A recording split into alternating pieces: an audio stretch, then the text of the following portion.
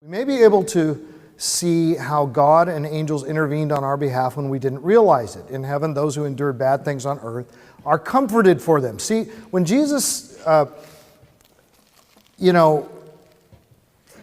when comfort is promised us, and when we are told, for instance, by Abraham in Luke 16, that Lazarus is being comforted for the bad things that happened to him on earth.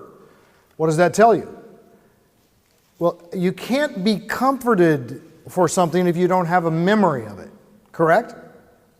I mean, you're being comforted for a loss of a child requires you to know that you've lost your child, correct?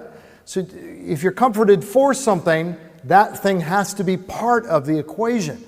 When God wipes away the tears from our eyes, there's the memory that's causing the tears, and He's not wiping away the memory, but the pain and the agony. And I think in retrospect, in eternity, I talk about this in my book, If God is Good, and some of the smaller books related to it, like The Goodness of God and 90 Days of God's Goodness, is the fact that Romans 8:28 is retrospective when it says,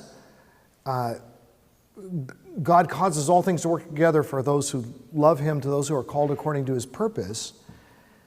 We can't see that right now. We can believe it and we can trust in it by faith. But it's going to require one day, in retrospect, we will be able to look back and see how God worked everything together for good for us. Does that make sense? So in heaven, we will have that benefit. But the very comfort we receive implies some memory